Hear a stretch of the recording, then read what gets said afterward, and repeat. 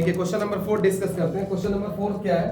Explain the meaning of the statement electric charge of a body is quantized. देखिए question कई बार discuss हो गया, शुरुआत में प्रॉपर्टीज ऑफ चार्ज में डिस्कस करते हैं कि चार्ज इज क्वांटाइज्ड। तो चार्ज इज क्वांटाइज्ड का सिंपल फिनोमेना क्या होता है?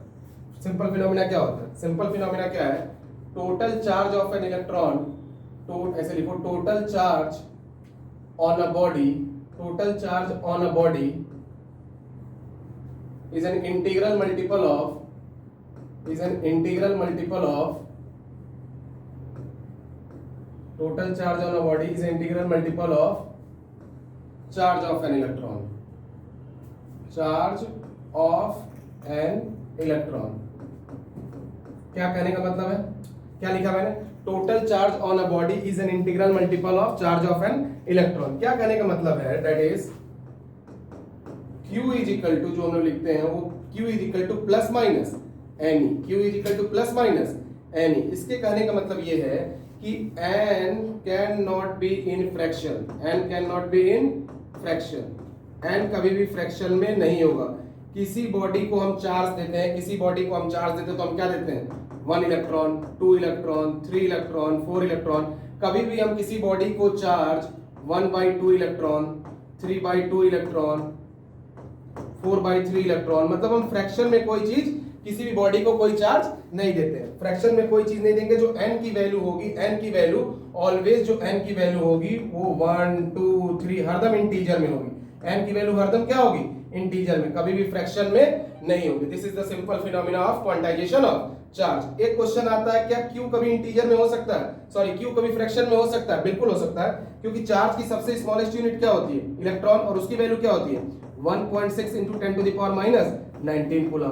तो ध्यान रखिए, n आपका कभी भी फ्रैक्शन में नहीं होगा, इंटीजर में होगा, चार्ज हो सकता है। ठीक है। सेकंड पार्ट इसका क्या है?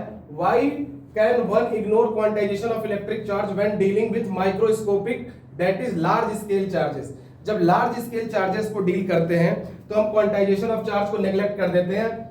क्यों?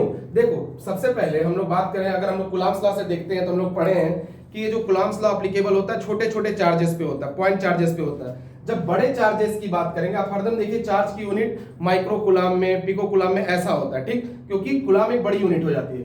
तो अगर मान लो किसी बॉडी से हमको 1 कूलम चार्ज निकालना है, किसी बॉडी से 1 कूलम चार्ज निकालना है, ठीक, तो देखो अगर Q is equal to N apply करते हैं, Q is equal to N apply करते हैं, ठीक, 1 कूलम हो गया, ठीक, N की वैल्यू निकालते हैं, ये 1.6 into 10 to the power minus 19। तो यहां से n की वैल्यू अगर तुम निकालते हो 1 divide by 1.6 into 10 to the power minus 19, तो लगभग ये वैल्यू n की जो आती है 6.25 into 10 to the power 18। देखो यहाँ पे ये आती है, ये इसको इसलिए लिए क्योंकि ये क्वेश्चन भी है एग्जांपल में एनसीईआरटी का। तो n की वैल्यू कितनी आ गई? 6.25 into 10 to the power 18।